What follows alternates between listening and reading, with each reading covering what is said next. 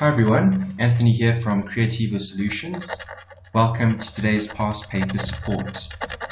In today's video, I'm going to be taking you through the DSC1630 exam from the May-June 2016 paper. I'm going to show you exactly how to approach the exam, what to look out for, and how to answer the questions. Alright, so just to start off, I've got a third-party disclaimer here. The material in this video may include information, products, or services by third parties. Third-party materials comprise of the products and opinions expressed by their owners. As such, I do not assume responsibility or liability for any third-party materials or opinions. I cannot guarantee the accuracy of the information contained in the third-party material. The presentation of such third-party material is simply used as a tool for assisting viewers with answering questions for educational purposes. All trademarks appearing in this guide are the property of their respective owners. Right, then just a note here about Creativa Solutions. You're currently watching the video which shows you exactly how to approach an exam paper, what to look for, and how to answer the questions. More content and resources are available on the website www.creativasolutions.com. Follow us on Twitter at creativa_s. Watch our YouTube channel for support, and good luck with your studies, guys. Alright, so I'm going to be starting off with DSC1630 May-June 2016. Obviously the start is to look at the time allocation and the mark allocation. Right, you'll see in this particular exam, okay, it's a 2-hour paper for 100 marks. Right, this is multiple choice. You do need a financial calculator. That's very, very important. And there are different brands out there. HP, Sharp, Casio. Okay, those are the more popular brands. Right, the one that I've been using for many years now is the Casio. I find the Casio the most user-friendly. The interface is really good compared to the HP and the Sharp. Right guys, so to get started, let's look at the question number 1. Remember, good exam technique would be to start with questions that you find are the easiest to approach. Okay, so in this particular past paper, okay, I'm going to be taking you through question by question by question. Okay, obviously longer questions you would skip and leave toward the end. Right, you've got an hour, or 2 hours actually, to complete this particular exam. Okay, there are 30 questions to answer, so you need 15 questions to pass. Right, good exam technique would be to start with the easiest questions. If you get to a question that's too long or too difficult, skip it, find other questions to complete, and then come back to that one. Right, I'm just going to be taking you from question 1 all the way through to question 30, just to show you exactly how to do all these calculations. Alright, so question 1 says, a loan of 30,000 is due 8 months from now. The applicable simple discount rate is 16.5% per year, and they want to know what the present value is. Right, so in every question you need to look for key points. Right, there's an important point. Simple discount rate 16.5% per year. Right, when you see that, that's a clue. Right, so you go to your formula sheet and you take the correct equation. Right, so the equation that I need is obviously simple discount. Okay, there's the simple discount equation. Right, so that's the equation I'm going to be using in order to do question number 1. Right, so you write down the equation, then you go back to the question, you read the question, and you find all the figures that you require. Okay, so for example, a loan of 30,000 is due 8 months from now. 30,000 is what? Future value.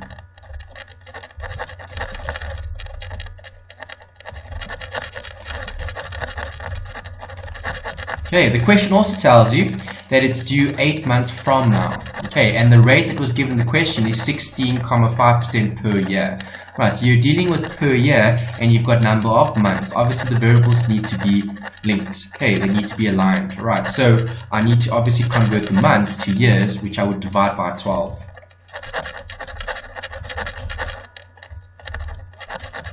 Right, discount rate.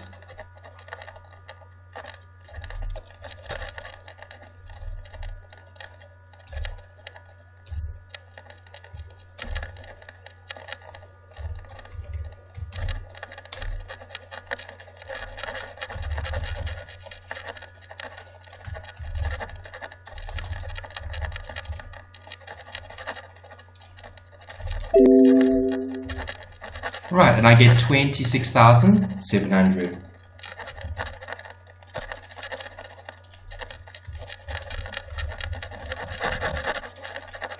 Right guys, question number 2 says, on 16 April, Mark deposited an amount of money into a savings account that earns 8.5% simple interest. Again, there's always a clue, so look for it. There's the clue, simple interest. He intends to withdraw the balance of 2599 on 8 December of the same year. Okay, you can see they've given you dates.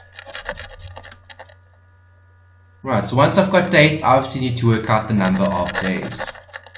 The amount of money that Mark deposited is. So they're looking at the amount of money that is deposited, which is your PV. Okay, remember it's simple interest, so I'm looking for the right equation. I had simple discount in question 1. This is simple interest, which is that equation. S equals P, brackets 1 plus RT.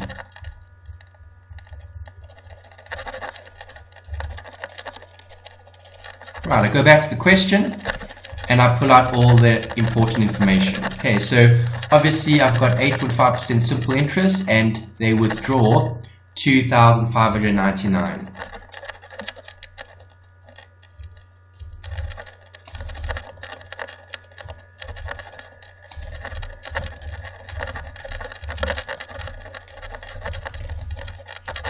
Okay, I'm looking for R and T. 8.5% is R.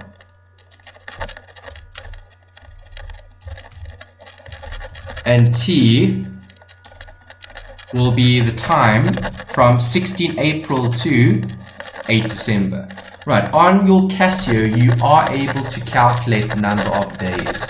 Right, if you don't have the Casio and you've got the HP or the Sharp, you're going to have to use this table.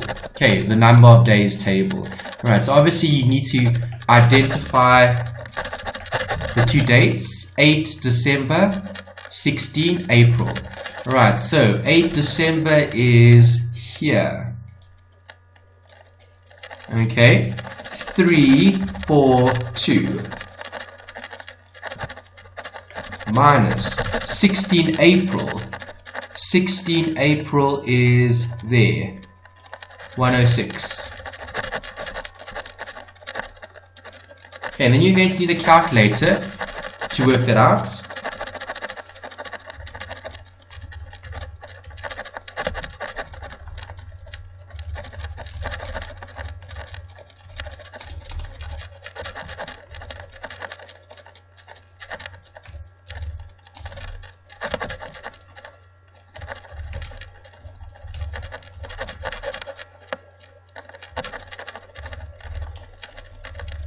Okay, it gives me 236 days. Alright, so 236 over 365. And I solve for PV. If I solve for PV, I'm going to get an amount of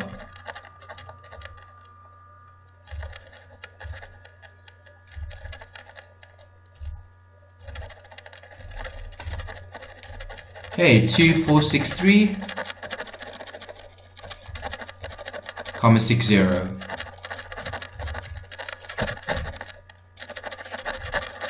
Alright guys, question number 3. Free to borrow 7,500 from a bank at an interest rate of 26% compounded weekly. There's the key word, compound interest. This is compounded weekly. So there are 52 weeks in a year. This would then be I52. The amount that Frida will pay back after 78 weeks, there's your N, will be. Right, so I need to check that those two are aligned, okay, which they are, weeks and weeks. I'm happy with that. All I need to do is identify the variables, then use my financial calculator, insert the right variables, and get the correct answer.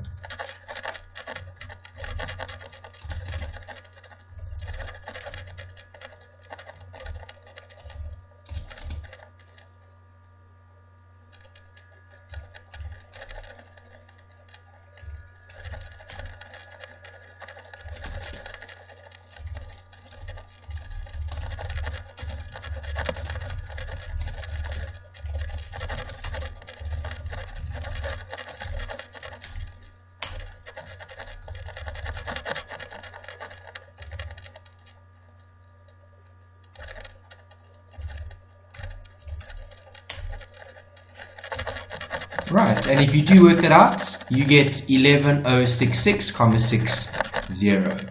Option number 4.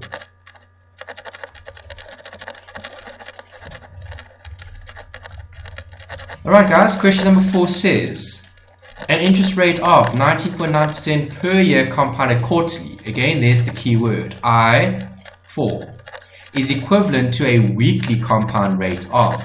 Right, so here they're asking you to use the equivalent rates formula.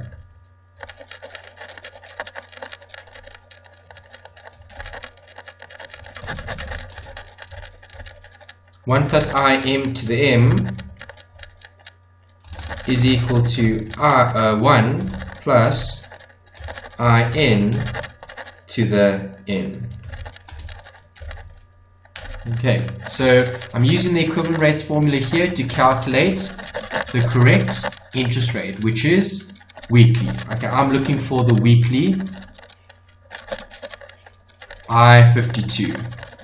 That's what I'm trying to find. Right, so let's substitute everything in.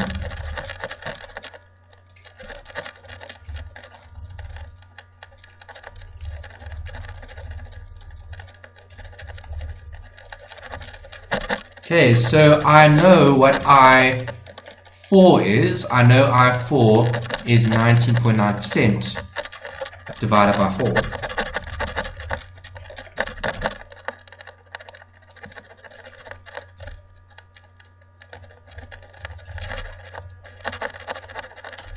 Okay, once I've got that, to get rid of the exponent, I times the exponents by 1 over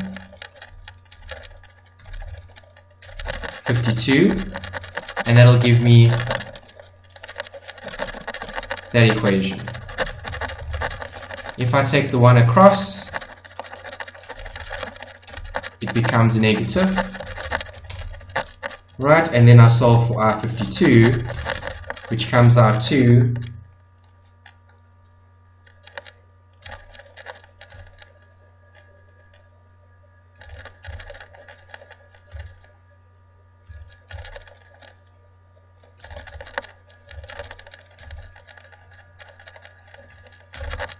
0.5%. Okay, but remember, that is what? That's the effective weekly interest rate, not the nominal rate. So I need to times it by 52 to get the nominal rate.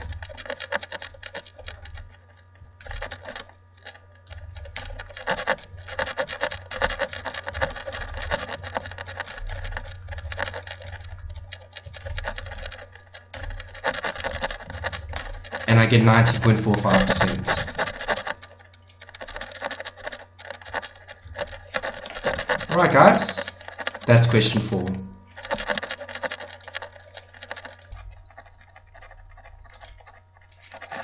Alright guys, question number 5.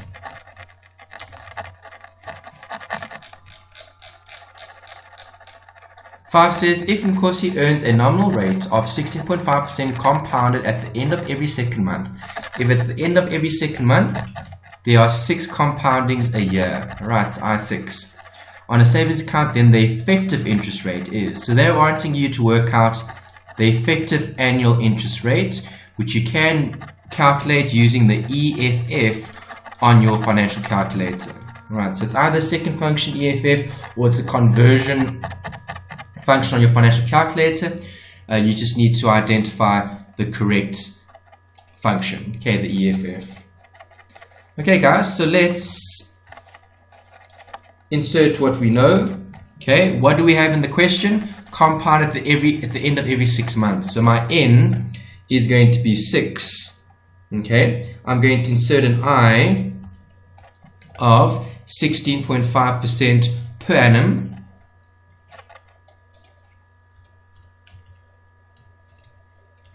Okay, and I'm going to solve for EFF using my financial calculator.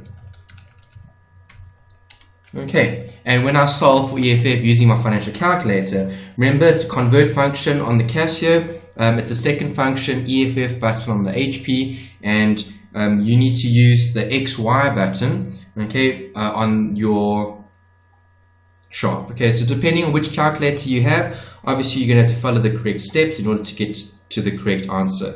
Okay, this was 16, 16.5, and if you solve for EFF, I'm going to get 17.67, option 4.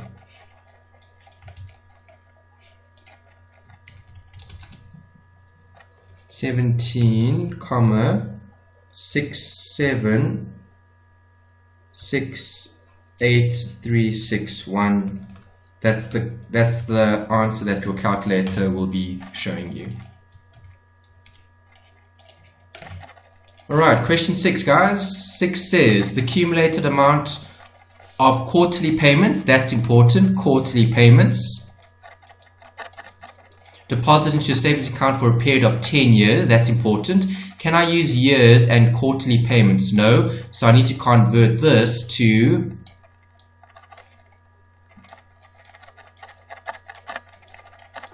quarters. Okay, and 10 years would be 40 quarters. Right, there's the rate. They've given to you quarterly, which is I4.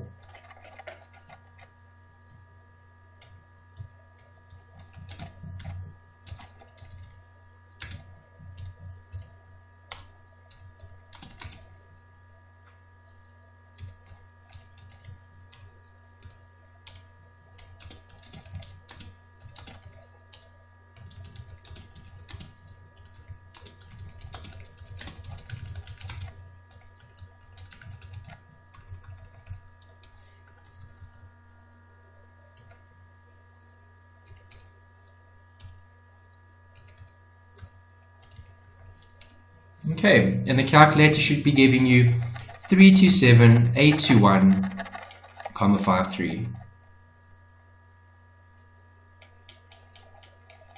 Alright, question 7 says, how long will it take Mike to save 4,000 for a mountain bicycle if he deposits 100 at the end of every month into a savings account? End of every month, so that payment is monthly. Obviously, he wants to save 4,000 Rand, so that's the future value. Okay, interest is paid monthly, I12. Answers are to given to the nearest month. Okay, so you're solving for N. That's all you have to do, guys, is identify the variables, plug it into the calculator, and let the calculator give you the correct answer.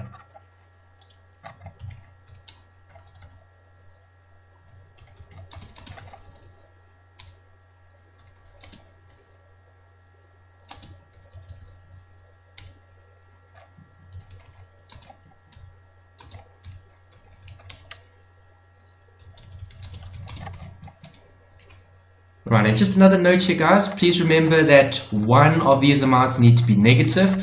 Remember, negatives represent cash flow and positive represent cash flow as well. Right, so you are making payments towards a savings account.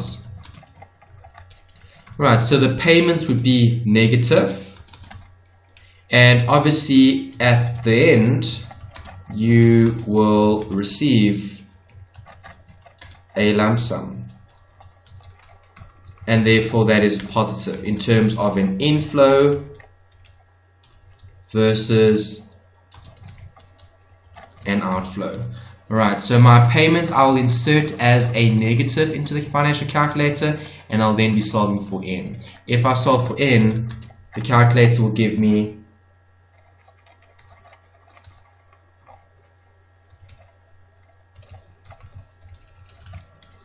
35,11 months. Okay, so if I round it off to the nearest month, 35 months would be the answer that I would choose for question number 7. Alright, guys.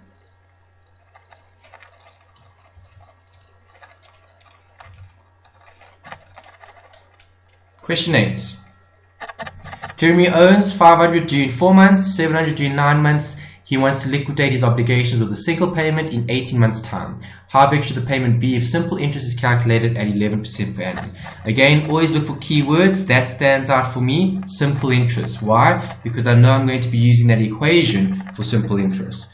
Right, obviously I've got amounts here at different points in time. So when I see that, that tells me I need to draw a timeline. Why? Because amounts are at different points. I need to bring everything to the same point in time. Right, so let's draw a timeline. T0 is obviously now.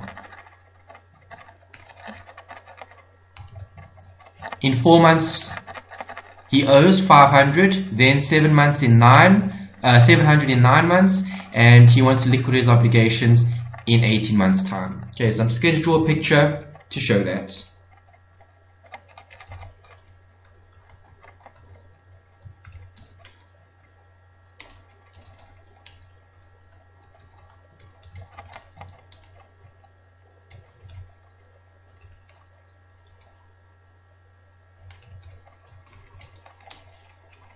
Right, so are those amounts at the same point in time? No, they aren't. So what am I going to do? I'm going to have to take those amounts forward. Why? Well, we need to know how much is he going to pay off at that point in time.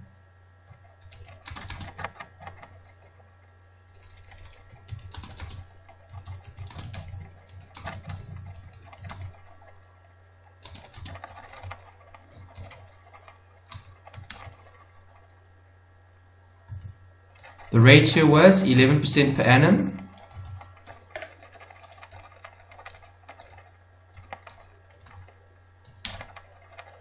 And the time would be 14. Why? Because from 4 to 18, that would be how many months? 14 months.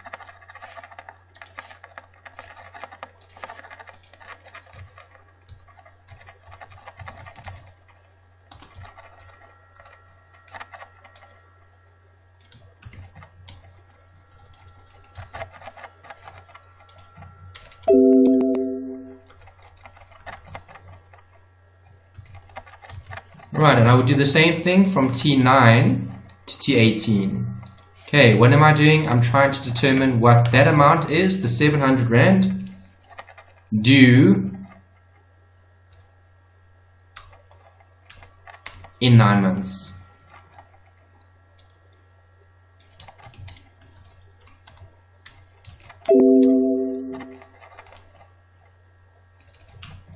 Right, and then if I total up those two amounts, I'm going to get the final answer.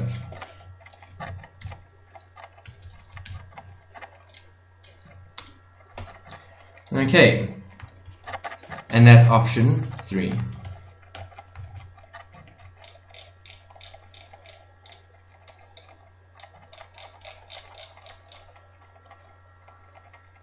Alright, question 9, guys. A student is registered for a 4-year degree. She has a fund of 40,000 available to cover expenses over the next 4 years. She withdraws the same amount from the fund at the beginning of each month. There's a keyword, beginning of each month. Make sure you're comfortable changing the mode on your calculator from begin to end. Right, or end to begin. In this case, I'm using begin mode. There's the interest rate. It's compounded monthly, so that's I-12. Right, she has a fund of 40,000, so 40,000 is going to be providing for these withdrawals. Right, so identify the right variables from the question. I've got the 40,000, which is obviously what I'm starting with.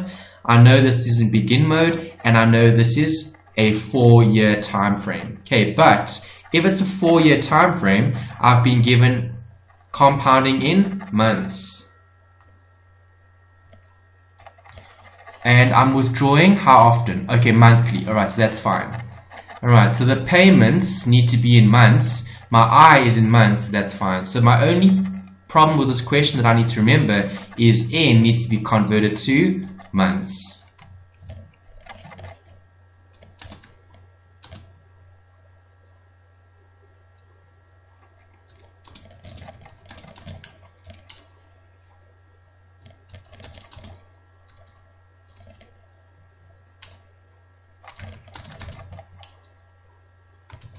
The ratio was 7.5% compounded monthly.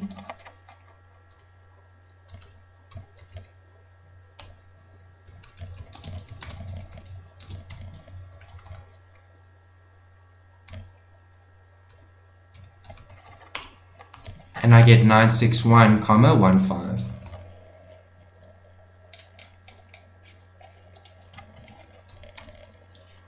Alright, question 10, guys. 10 and 11 refer to the following situation. Alright, so Dawn will discharge debt 200,000 6 years from now while using the sinking fund method. Okay, so there's the key. Sinking fund method. Okay, so remember, we need to know what a sinking fund is. We've got deposits and we've got interest that we need to pay in order to provide for this future liability. Right, so the interest on the debt is 15.6% per year, paid quarterly. The sinking fund will earn interest at a rate of 8.4% compounded monthly.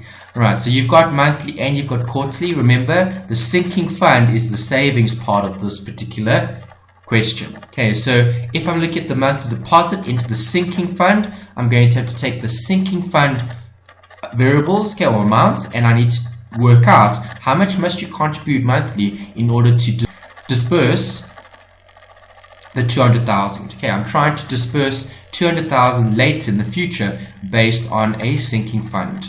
Alright, so let's do that calculation. Future value is obviously the amount that I'm going to be dispersing.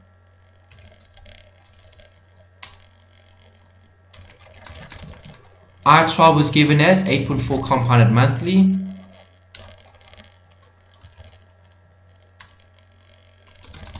How much time do we have here? 6 years from now. And every year has 12 months.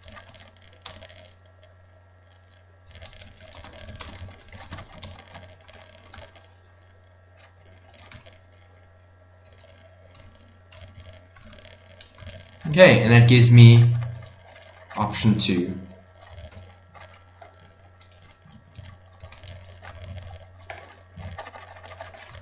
Alright, question 11 says the total yearly cost to discharge the debt. Okay, obviously we need to remember total costs equals the sinking fund contributions plus the interest payments. Okay, so how many sinking fund contributions would I have during the year? Well, I would have 12 monthly payments of, and I'm going to have to pay interest, and the interest on the debt is 15.6% compounded quarterly.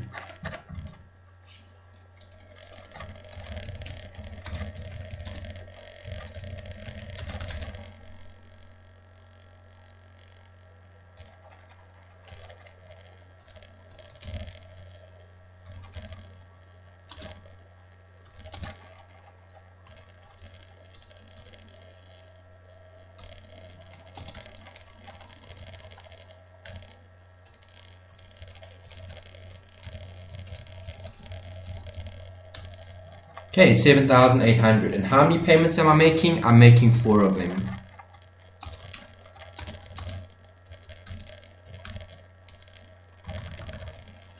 Alright, so total cost of this particular loan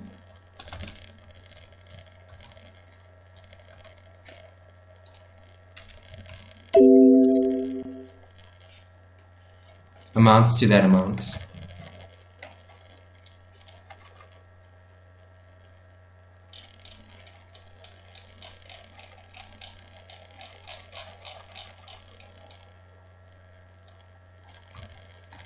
Alright guys, question number 12.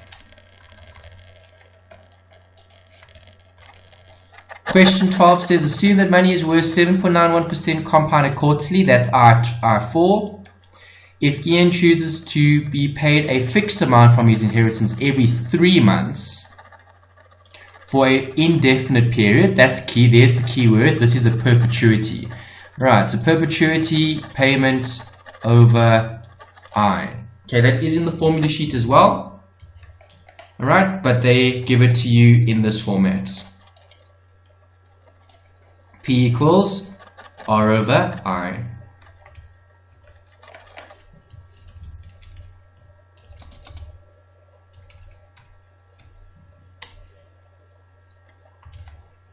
Alright, so we're looking for the inheritance. Okay, so 12 and 13 both have that 1.25 million.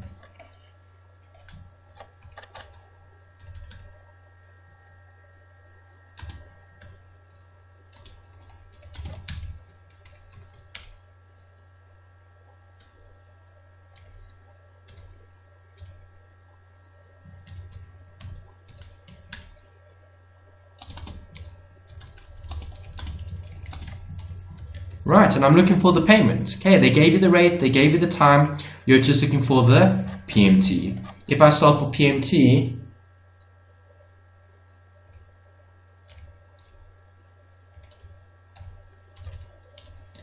I'm going to be getting that answer. Alright, 24,718,75. Option number 1.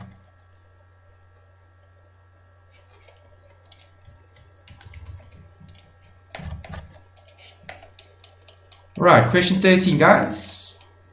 Follow-on question. However, instead of the quarterly payments, Ian decides to receive inheritance in just 2 payments. One payment 4 years from now, and one payment 3 times the size of the first 10 years from now. Okay, so when you see things like that, okay, time, when money is at different points in time, they gave you a ratio compounded half yearly. Okay, so what is that? That's I2.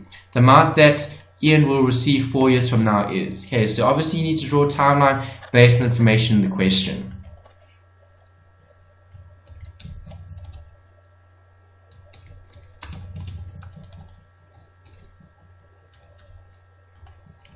Okay, so one amount 4 years from now and the other amount 10 years from now. Okay, but the second amount will be 3 times the first amount. Okay, and obviously he has an amount of inheritance amounting to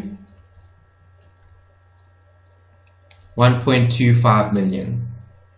Right, so are all those amounts at the same point in time? No.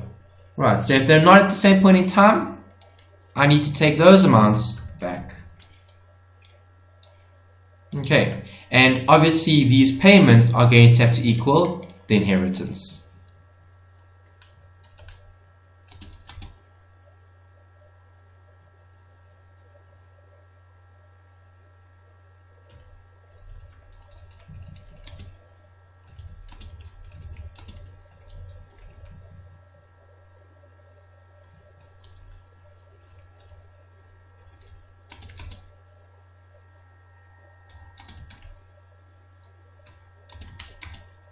Okay, what is the rate here? It was 12.6 compounded half yearly.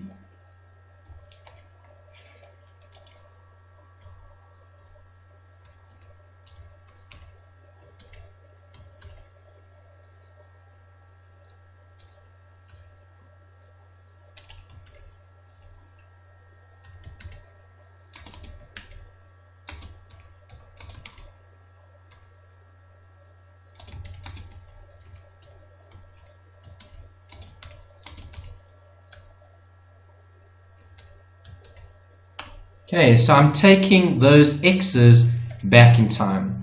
Right, what's on the right must be equal to what's on the left. Okay, why? Well, remember, those payments need to make up the 1.25 million. Alright, so if I take everything to the same point in time, what's on the left and what's on the right must be equal. Right, so I need to plug in that value there. The 1 plus 0.126 divided by 2 to the power minus 8. And I need to take that as a number. Okay, I need to get rid of all those brackets with numbers to get an equation.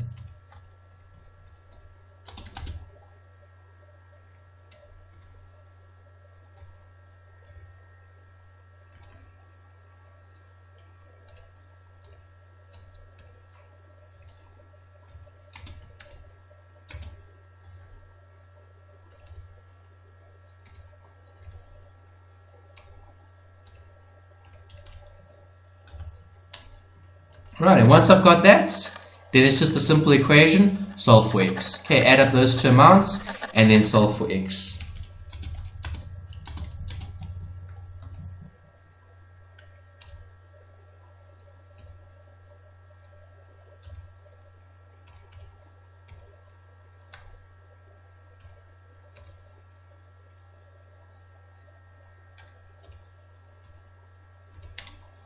Right, and I get that as an amount for x. They wanted the amount that Ian will receive 4 years from now 4 years from now would be that, which would be X. And that would be the answer.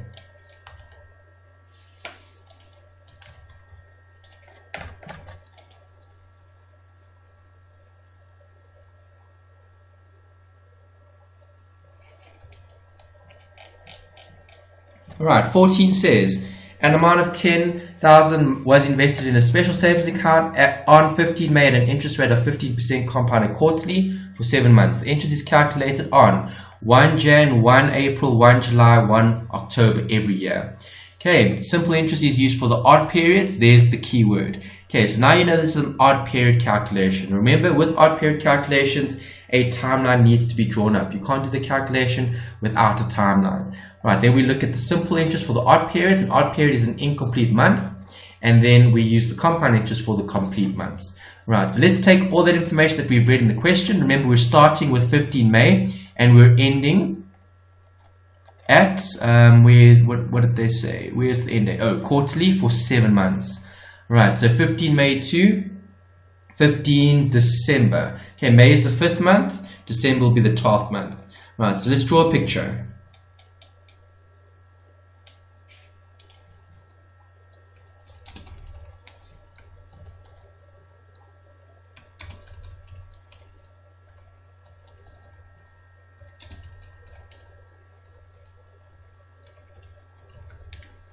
Alright, so those are my periods. Remember, I'm looking at those dates. Okay, 1st Jan, 1st April, 1st July, 1st October. Right, so here I've got July and October. And I've got 15 May to 1 July. Alright, so looking at this, obviously that's an odd period. That's an odd period. And that's a complete period in terms of number of months. Right, so I need to work out all of these in stages. Okay, stage 1 is obviously this, the odd period calculation, and then I'm going to be looking at the compound interest for the full months. Right, so step 1.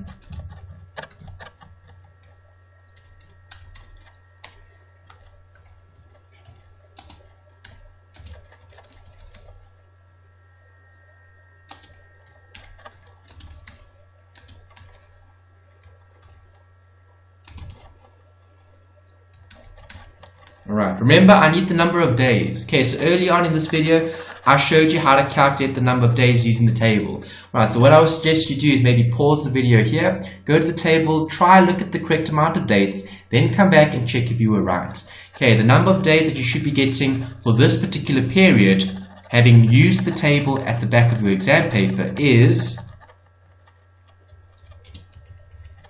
47 days. Right. And the odd period here, from 1st October to 15 December,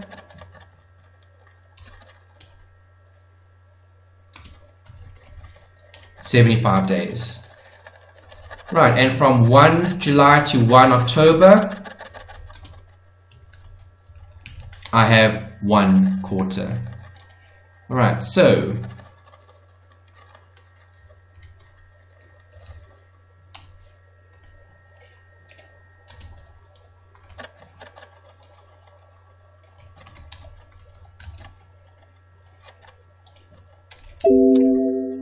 okay, there's the future value at the end of step number 1. Alright, then step 2 is to use this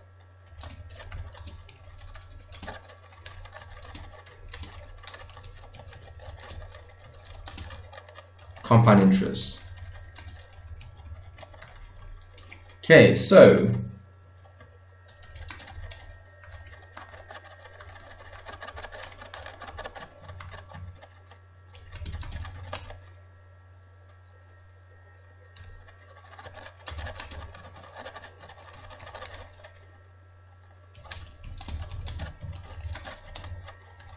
and the future value, if you solve for it,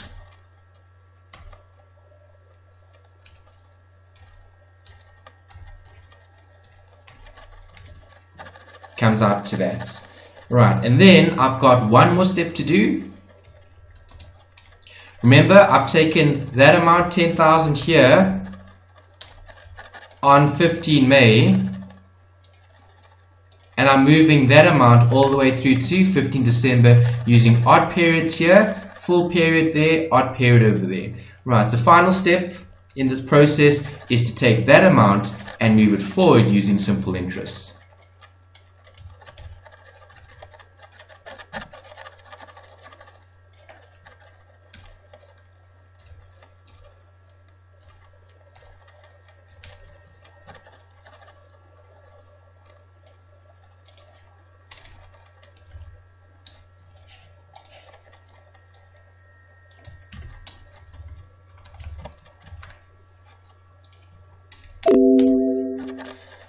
Alright, and I get that, guys. What did the question ask for? The amount of interest. Okay, so I'm looking for, what did I start with? That amount. What did I end with? That amount. The difference is the interest.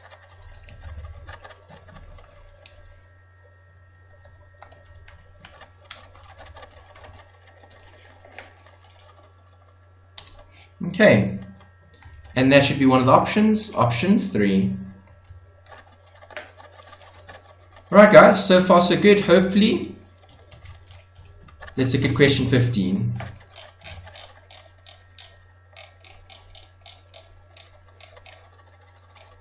Alright, so 15, 16 relate to the following situation. Nina suspects there is a linear relation between the different monthly contracts that can be taken out at a gym and the number of contracts sold per year at all the branches. She examines the following data at the gym's records over the past 5 years. Right, so when I see this, I know this is a stats question. I've got X and I've got Y, so this is linear regression. Okay, obviously question 5 is asking me to work out the equation for the straight line. Right, most important is the theory. So remember the equation is Y equals A plus BX. Okay, A represents the y-intercept, B represents the slope. Using your financial calculator, brackets the stats mode, we solve for the A and B values, okay, for the linear regression. Alright, so again, consult the type of calculator you've got, depending if it's Sharp, Casio, or HP. Just make sure you follow the correct steps in order to get to the correct answer, which is the linear regression variables, A and BX. Right, if you do solve for A, your calculator will give you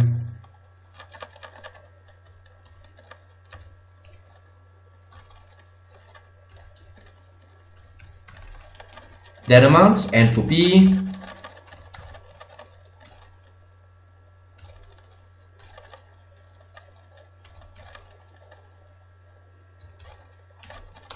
and that gives you that amount. Okay, and then obviously you need to put everything together and we'll get option 1. Option 1 being the correct, Y equals A and BX. Alright, C is asking for the correlation coefficient, which is the R, again using the stats mode on the financial calculator. Right, these should be easy questions that you should be looking for in the exam, because this doesn't take much effort to get to the right answer. It's actually the calculator that's giving you the working, okay, or doing the working for you to get the correct answer. Right, if you follow the steps to work out R on your calculator, you're going to get R as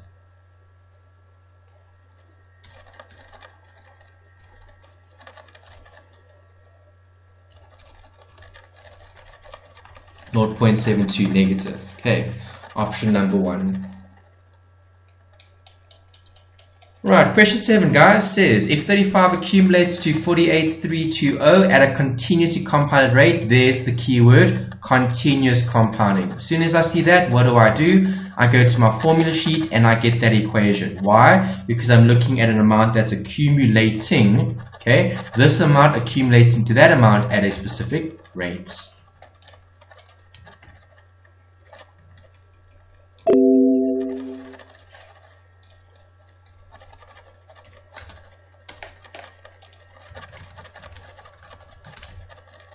Alright, so S equals P e to the power ct. Substitute what you had from the question.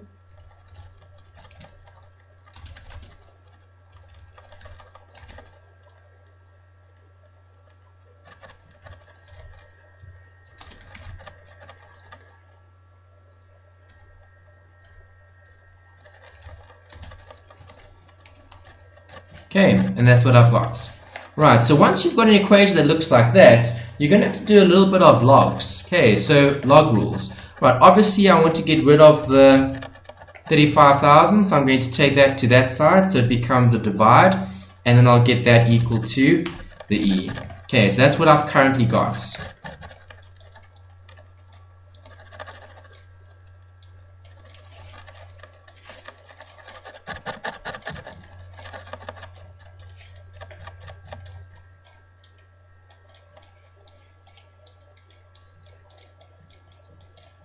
Okay, that's what I've got, guys, equal to e. Okay, so what I like to do to make it easy to convert logs and the exponents and all of that is to remember an easy equation, something that you can recall from memory.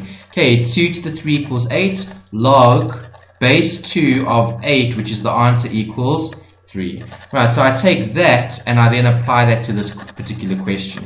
Okay, so what am I looking for? I'm looking for this, the exponent. There's the exponent. Okay, so where's my exponent? There's my exponent. Alright, so 0.086t is going to equal. Right, there's my base, there's my base, there's my base. Alright, so log base e of the answer.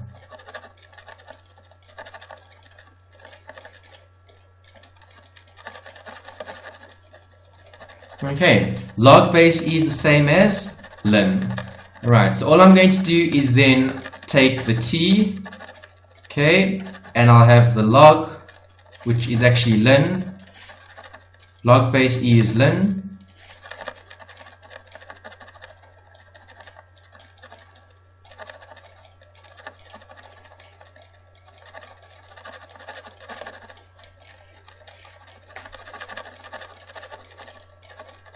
Okay, and I'm going to solve for t.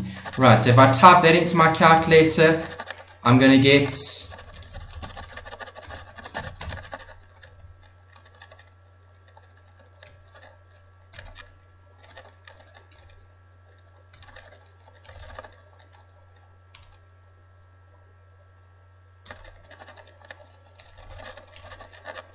in years. Option 2.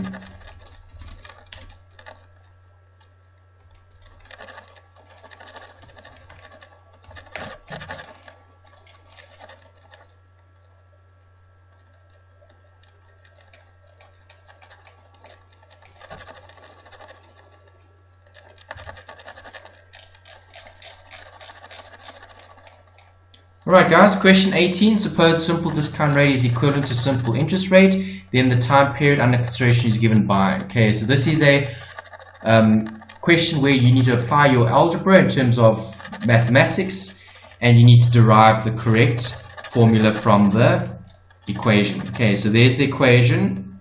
Alright, r equals d over 1 minus dt.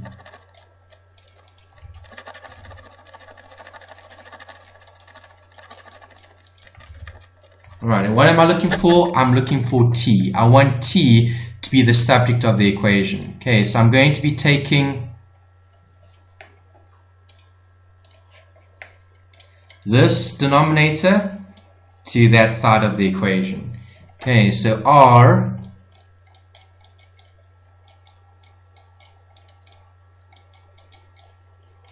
okay, then I multiply out.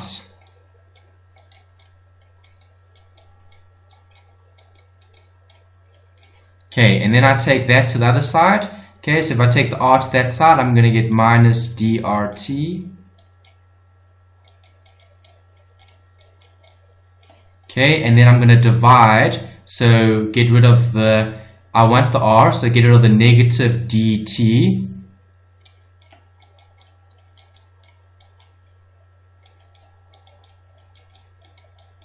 Okay, and r is then equal to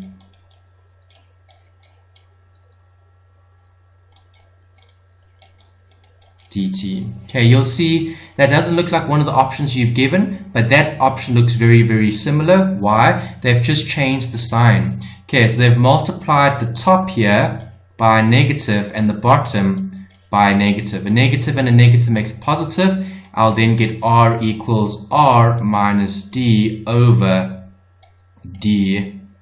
This is, oh, sorry guys, I was looking for t, not r. Okay, so this should have been divided by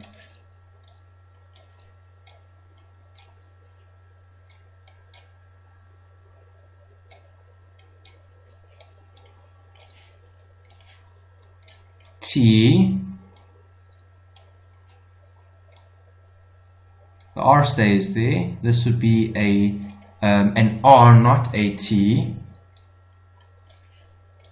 Sorry, getting confused with all these letters, right? An r here and an r there, t, t.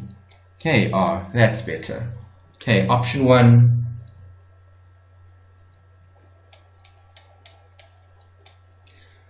Right, 19 is theory, asking about the decision criteria. Obviously, profitability index must be greater than 1, net present value must be greater than 1, and IRR must be greater than cost of capital for you to accept a project.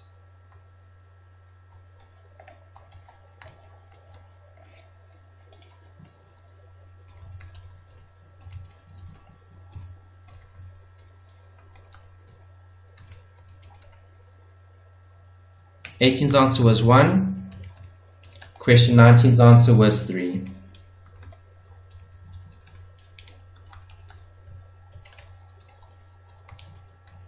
Alright guys, question 20. Kurt has started savings towards his retirement. 20 years time, his first payment was $3,600 per year, after which his yearly payments increased by $360 each year. See, there's the key. Okay, it's increasing. The payments are increasing. So if the payments are increasing, that's a growing annuity, right? You need that equation over there. That's the equation for a growing annuity. So I take that equation, I write it down, then I substitute everything I know to get the correct answer.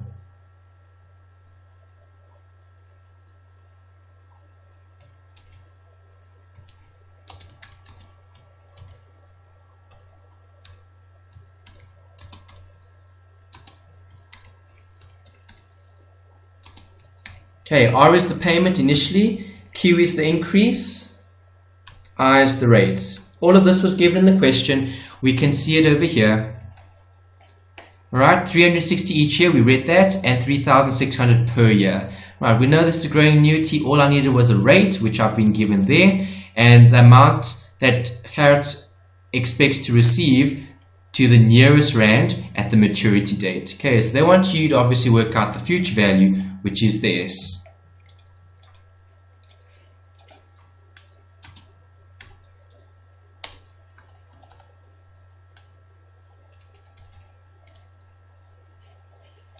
Right, so if I work out this bracket over here, okay, I'm getting 7,200. I worked out the R. Remember, that fancy notation there is this. Right, and what is that? That's the future value of an annuity. Right, so I can use the calculator to work out this bit over here. Why? Because that is an annuity. Alright, so I can work that out using my financial calculator. Right, so I'm going to be typing in 7,200 as my payment. Obviously, I need the number of years here. How many years? 20 years. I was given as 10%. Solve for future value.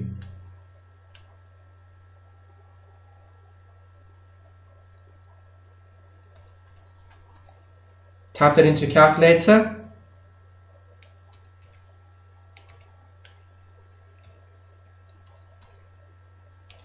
And I get that answer. Okay, so that's what I've circled over here. Okay, that's what I've calculated. Okay, the future value of that bracket. Right, I then need to less the NQ over I.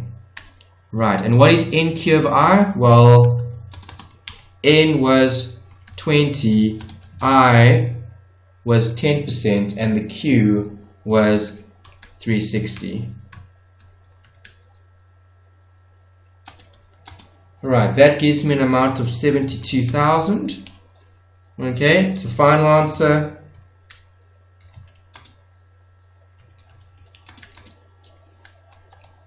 equals this less 72,000. Okay, that's option 2.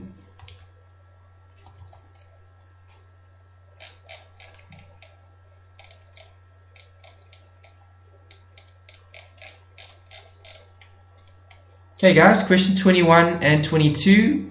The following is an extract of the amortization table. Okay, so this is basic theory. You guys should be familiar with an amortization table. Right, remember the interest is calculated based on the balance. Okay, you then subtract a payment in order to get the principal that's repaid. Right, so you just need to understand how the table operates. Okay, if I'm looking for the interest rate, right, that's going to be the interest and the principal. Okay, so interest equals principal times rate. Okay, so if I'm looking for the rate would be the interest over the principal.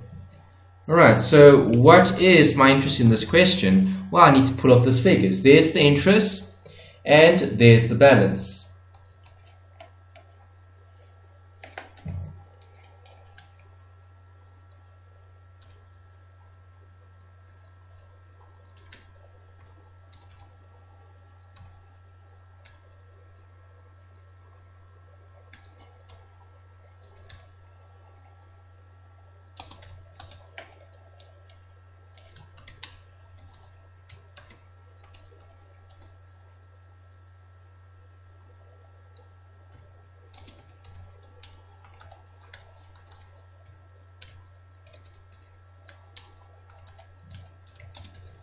Okay, that's per month. Right, so if I want to get the nominal rate, I times it by 12.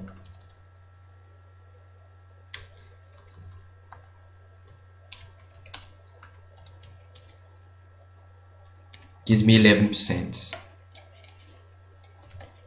Alright guys, and that's question 21. Right, what is question 22 asking about? Okay, the size of the monthly payment. Right, so we need to work out this.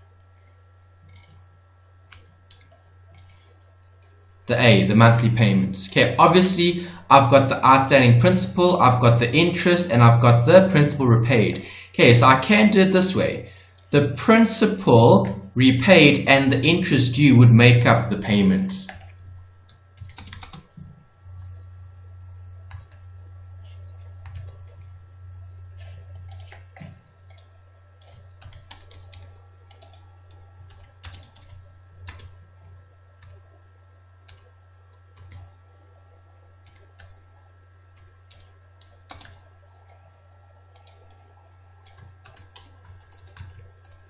Right, and that gives me that answer there.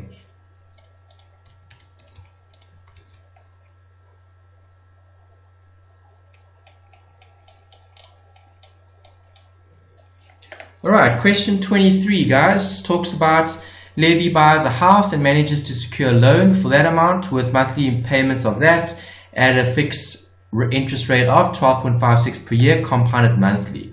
Okay, when you see that, you know that's R12 over a period of 20 years, which you need to convert to months. Don't forget to keep the variables the same. If an average inflation rate of 6.8 is expected, then the real cost. Okay, so this is theory. Make sure you know how to calculate the real cost. Total real cost equals present value at inflation minus the cost of that particular asset. Okay, so I need PV at inflation. All I need to do to get the PV at inflation is to determine what the variables are.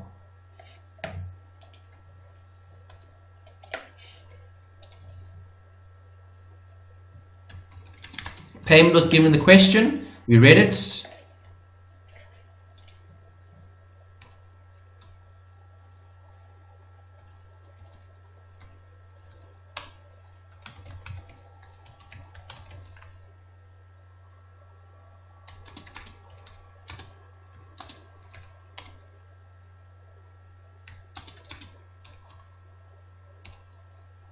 Okay, remember the inflation rate is the rate that I use because I'm working out what? The present value at inflation. So that's my I.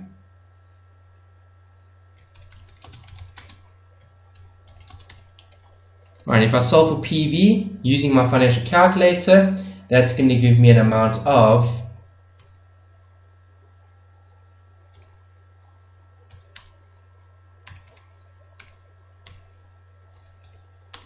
okay, and then I less the cost of, what is the loan? 950,000.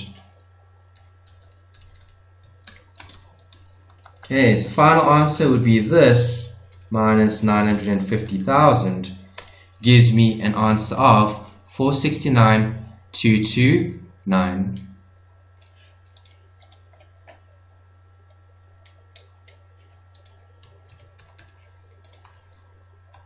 Alright guys, let's continue. Question 24. Question 24 is a NPV calculation, right? Looking at cost of capital. Right, so they gave you investing that amount in her fern nursery. Her cash flows for the next 5 years are expected to be as follows. So they give you the cash flows. Remember, those are inflows, they're positive. The NPV, net present value of the investment, is 345. Okay, so they've given you the NPV. Right, so we need to work backwards.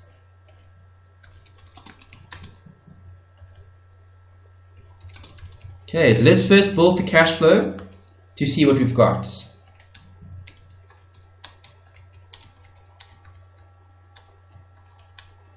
Okay, so what happened? We started for the next 5 years. Alright, so she started with how much? Minus 1.5 million. Okay, then all those future inflows.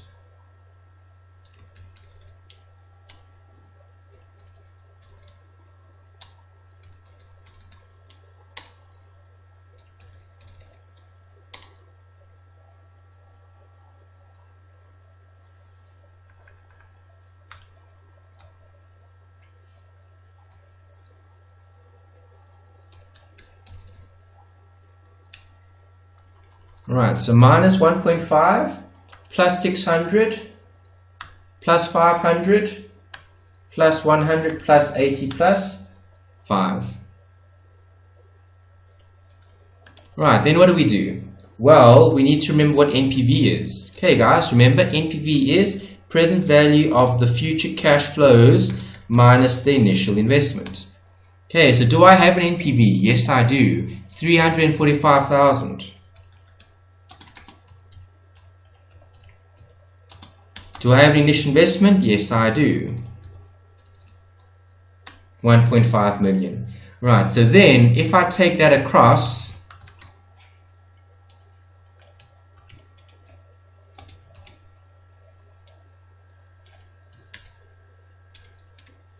I'm going to get that, and then I'm going to work it out using my financial calculator. Okay.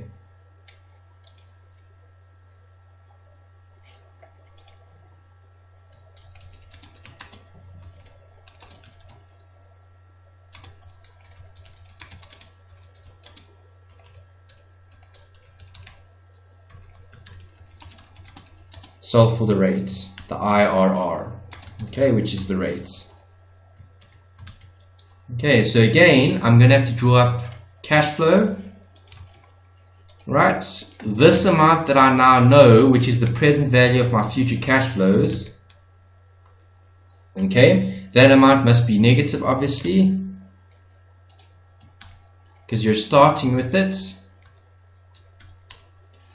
Right, and then I've got all those cash flows here, and solve for IRR.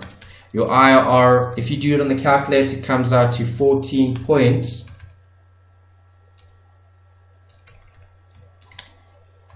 Okay, which is option number 2.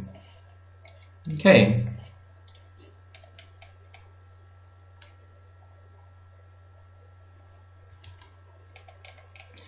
Alright, 25 is profitability index. Okay, you've got an equation in your formula sheet that gives you what profitability index is equal to.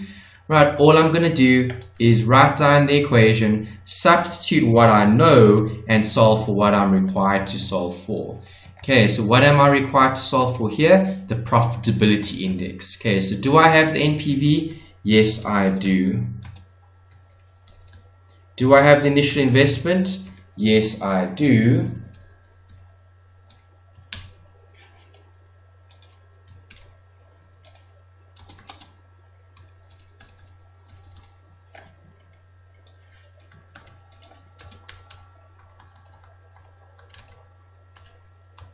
And you get that answer there. Okay, straightforward, nice and simple. Right, 26 guys, the future value of the cash flows is that, and they want the modified IRR. Alright, so I know I need to use this equation, modified IRR.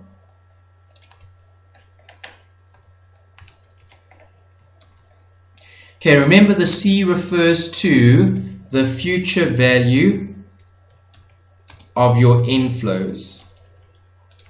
Okay, that's what the C represents. Okay, UNISA won't give you that in the formula sheet. You need to remember what the C represents. Right, then it's straightforward. Okay, all you then need to do is calculate based on what you've got. Okay, so future value of the inflows, I need to work that out.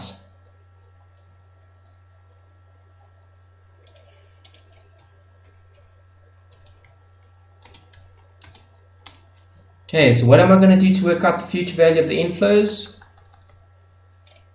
I'm going to have to use this.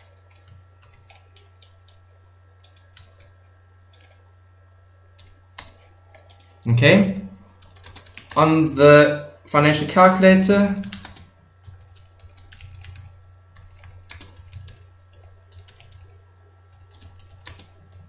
the net future value. Right, and the net future value comes out to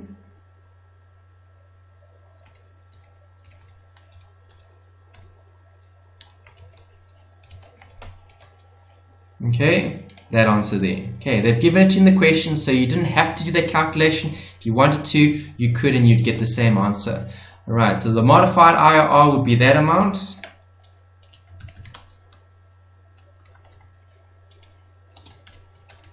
Divided by the initial investment to the power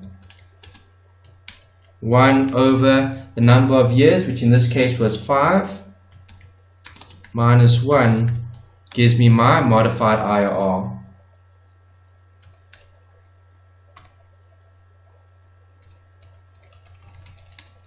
Okay, modified IRR comes out to 18%.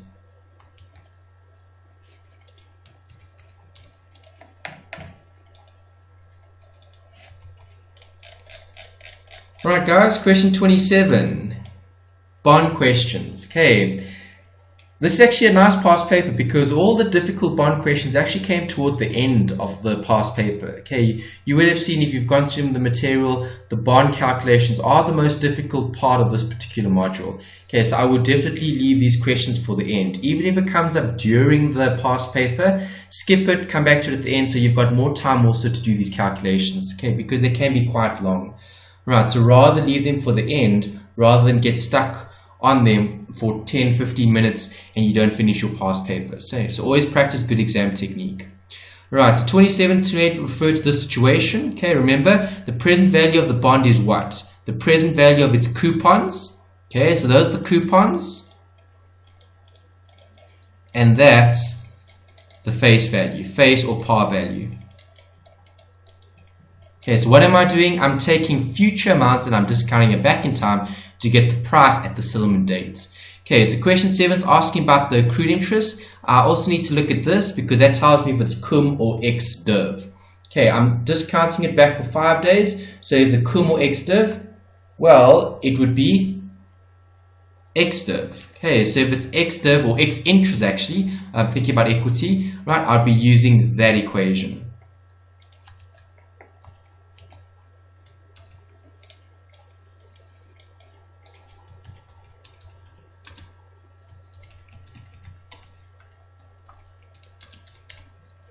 Alright, it's up to what you know in the question.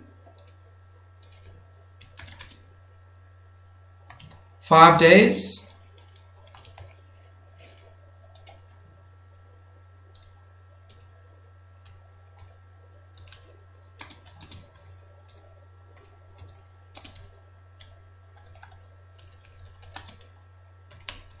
Gives you option 2. Okay, and that's all you have to do.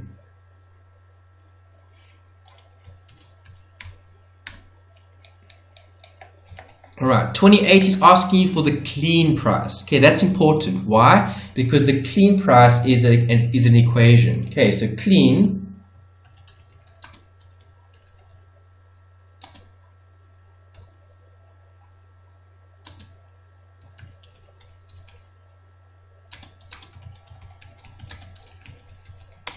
is all in minus accrued interest. Okay, so you know what the accrued interest is. You just saw it.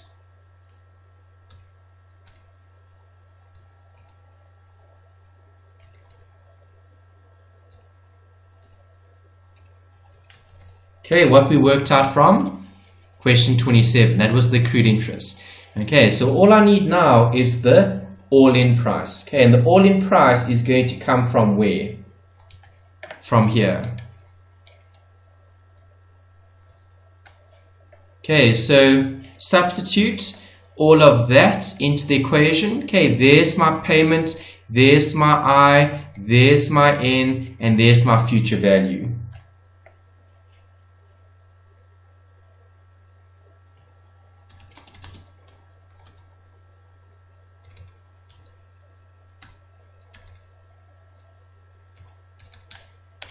Right, and you should be getting that as your present value, okay, of that equation. Okay, so I think maybe just for everyone, let's take this through to our working.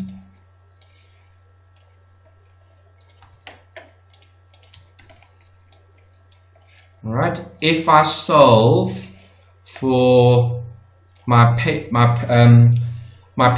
i.e. my price, I'm going to get that answer there. Okay, so what is clean price? Clean price is then that amount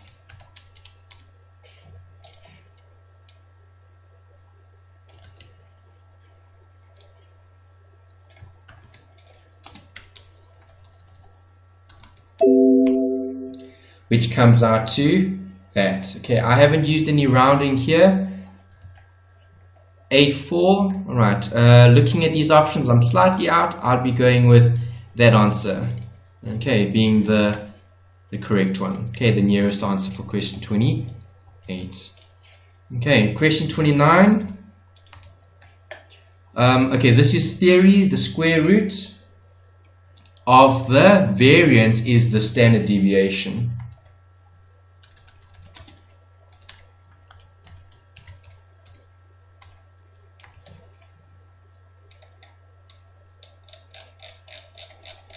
Alright, and then your final question here, question 30, is looking at a bond calculation. You've got a coupon, they want the all-in price. Okay, so with the bond calculation, when you have a settlement date that differs from your maturity date, you have to draw up a timeline. Alright, so let's draw up a timeline. We've got the settlement date, we've got the coupons, and the coupons are yearly. Okay, so most important are those dates, maturity, settlement, okay, and then we can draw up our timeline. Alright, so maturity would be 8th of March 2046. Okay, the question said 8th of the 3rd 2017. Okay, so that would be the nearest time frame in terms of when we would be paying interest, right? And the settlement date was given in the question as that. Alright, so that's the important date in terms of settlement. Okay, that's the yearly coupon. Okay, so my H is 365. Okay, this is the settlement date, and obviously coupons are paid every year. Right, so this particular period would be your number of days in terms of R, which comes out as 208 days. Right, from that date to that date. Right, that's definitely cum interest. Okay, so I would add the coupon. Alright, so step number 1 is to work out the price at that point in time, the next coupon date. Alright, so price at 2017. How many years is this? Well, we need to count 29 years. The I was given in the question as 8.7%. The coupon was 10.9.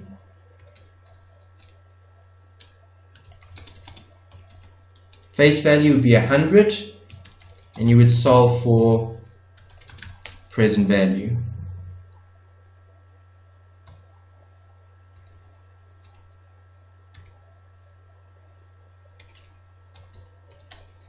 Okay, I would then add interest, brackets, it's cum,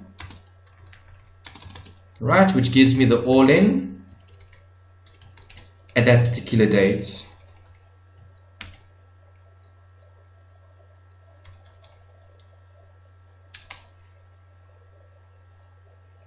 Right, then what must I do with that? I'm now sitting at that point in time. Right, I need to take that back to settlement date. Okay, so that's step number 3. Take back using fractional compounding. Right, so how do I do that? Well, obviously I have a future value. I need my N. My N was counted as 208 days. Okay, my I was given in the question as 8.7. My future value is obviously this answer. Solve for PV. Alright guys, and if I solve for PV, I get